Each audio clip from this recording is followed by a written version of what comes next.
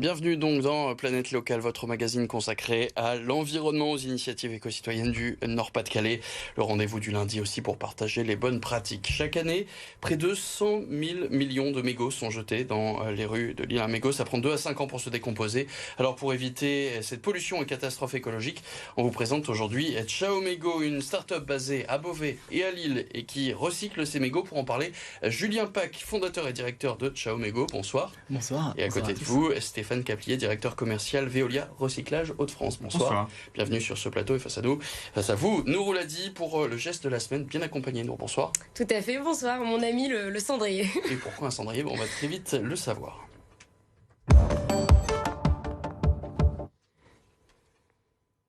Comment vous avez eu cette idée de fonctionner? Comment vous avez eu l'idée de créer Ciao Mégot? Comment ça a fonctionné? Alors Ciao Mégot, c'est un projet qui a commencé il y a plus que 4 ans maintenant. C'était juste une idée à la base. En fait, on isolait un bâtiment avec mon père, on manipulait de la laine de verre. Et en fait, en sortant du bâtiment, après avoir bricolé, j'ai vu un mégot qui était ouvert au sol. Et de par l'aspect et la couleur du mégot, ça m'a fait penser à ce qu'on venait de manipuler. Et du coup, l'action est partie comme ça. Et ça a démarré quasiment un an après, en stage de fin d'études, du coup, à HUI, là où j'étais à l'école sur l'île.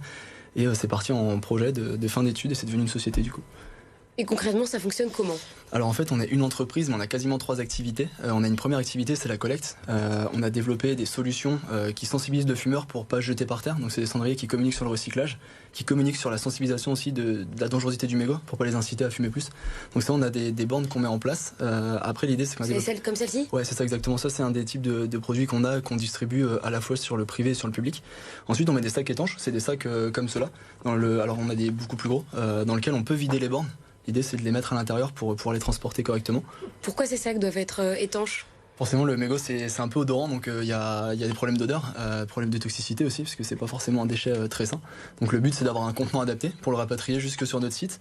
Et ensuite, c'est là où est toute l'innovation. En fait, on arrive à déplacer la toxicité du mégot en concentré. On a développé un process qui a été labellisé par le ministère de la Transition écologique, où en fait on arrive à déplacer les substances toxiques en concentré. Donc là, c'est ce qu'on a dans le mégot. Donc on a 99,7% de la fibre qu'on récupère propre et 0,3% qu'on extrait de l'autre côté. Et ça, on n'utilise pas d'eau, on utilise un solvant neutre. Et cette matière toxique, vous vous en débarrassez comment finalement? Alors ça devient un PCL, c'est un produit chimique de laboratoire. L'avantage, c'est qu'on le déplace sans le mélanger à d'autres ressources. Donc ça part dans des labos spécialisés qui, eux, savent le traiter correctement.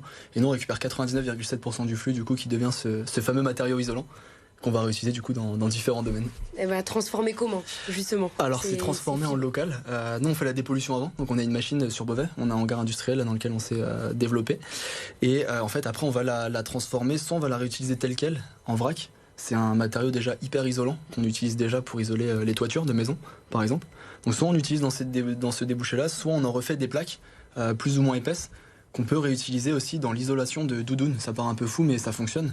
On fait un rembourrage, en fait, qu'on vient prendre en sandwich, comme dans la doudoune qu'a Vincent dans Vous en les avez mains. déjà eu, Vincent, c'est bon, vous êtes prêt Ce pour qui est l'hiver. vraiment impressionnant, pour le coup, c'est que ça ne sent absolument rien. Comment, là, c'est quoi le procédé? C'est en enlevant justement ce concentré qu'on a un produit sans En odeur. fait, Ouais, la fibre est non odorante une fois que le produit est enlevé? Ouais, c'est ça, on a fait... Il faut qu'elle soit lavée, etc. Alors on a fait quasiment 100 000 € de R&D sur le process pour prouver justement qu'on arrivait à déplacer la toxicité et du coup les odeurs, parce qu'on travaille à la fois sur les molécules odorantes et sur les molécules dangereuses, pour récupérer justement ce matériau propre. Et ça, c'est toute l'innovation du coup dans le process.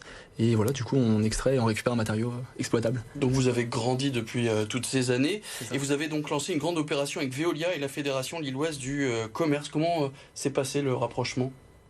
Déjà chez Veolia, c'est notre job de trouver les meilleures solutions pour le recyclage et la question du mégot est un sujet très complexe. Donc il y a une rencontre qui est née, je dirais des rencontres du quotidien, de l'innovation, du besoin du terrain. Et nous assurons, nous, côté marché public, la propreté et la collecte des déchets sur le centre-ville de Lille. Pour cela, on est aussi en partenariat étroit avec les commerçants. Donc il y a eu cette idée de se lancer un défi, d'associer les commerçants pour inciter les promeneurs, ceux qui profitent des terrasses, à vouloir trier leur mégot plutôt que de le jeter par terre. Ça, c'est une opération qui va durer 6 mois.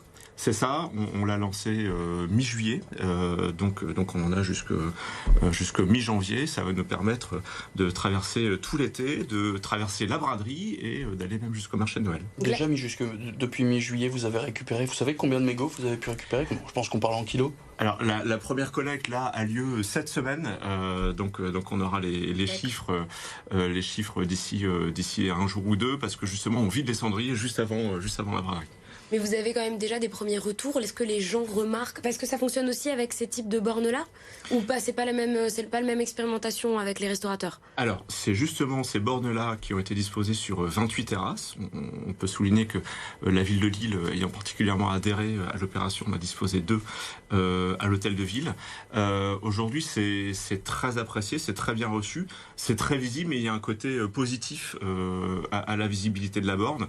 Et les restaurateurs nous disent que les clients demandent spontanément, mais c'est pour faire quoi? Ça sert à quoi? Ah, c'est recyclé, donc je jette mon mégot dans ce cendrier. Surtout qu'on le rappelle, comme il y a beaucoup de terrasses dans le centre-ville qui ne disposent pas de cendrier, c'est comme ça, donc beaucoup de mégots qui finissent par terre. Et vous avez parlé de la braderie, qu'est-ce que vous allez faire en particulier, Ciao Mégo, pour la braderie? Alors on tient un stand, avec la Fédération des commerçants et l'Illebo Veolia, pour pouvoir justement mettre à disposition un point de collecte. L'idée c'est que les gens puissent venir déposer leurs mégots pendant la braderie, c'est aussi de récupérer ce qu'il y a sur les terrasses pour pouvoir avoir déjà le résultat aussi de ce qui a été collecté sur la première expérimentation qu'on met en place. Donc on aura un gros point d'apport volontaire qui sera en plexi pour pouvoir justement avoir des jauges sur les quantités de mégots. Donc c'est de mettre ça à disposition, c'est aussi de montrer aux gens le recyclage, montrer aussi les substances toxiques qu'on extrait pour les fumeurs qui veulent arrêter. On peut aussi leur montrer ce qui est dans la matière. Ça fonctionne ça aussi? Vous avez ce côté aussi prévention? On se met un point d'honneur à respecter ça. L'idée c'est pas d'inciter les gens à fumer plus, c'est vraiment de pouvoir leur apporter une solution, de donner l'opportunité aux fumeurs de jeter au bon endroit. Ça c'est de leur montrer qu'il existe, de créer une filière spécifique. Et ça on le fait avec le soutien justement de Veolia, de la Fédération des commerçants, puisque ça donne l'opportunité et ça fait passer le message de montrer qu'on peut mettre au bon endroit et qu'on n'est plus obligé de jeter par terre. Donc c'est vraiment de pouvoir apporter une solution et ensuite pouvoir aussi accompagner, s'ils le souhaitent, les fumeurs pour les aider à arrêter de fumer. Et juste en un mot, c'est isolant ou peut-être ces doudounes, où est-ce qu'on peut les trouver quelque part? Alors aujourd'hui on est en train de monter en puissance sur les doudounes, on en crée à peu près 80 par mois. L'idée c'est de monter sur plusieurs milliers de pièces là dans les prochains mois. On passe vraiment sur un site industriel.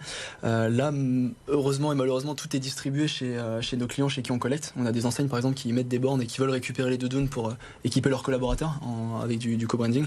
Et donc ça, elles partent dans ce schéma. Pas encore ouvert aux particuliers, au grand public. On aimerait bien là très rapidement pouvoir le mettre sur le site web. Elles sont fabriquées en région, donc c'est une vraie boucle circulaire régionale. Et donc on suivra évidemment peut-être le lancement du merchandising. Merci beaucoup Julien Pack, fondateur et directeur de Ciao Mégo, et Stéphane Caplier, directeur commercial de Veolia Recyclage Hauts-de-France. Maintenant le geste de la semaine avec nous.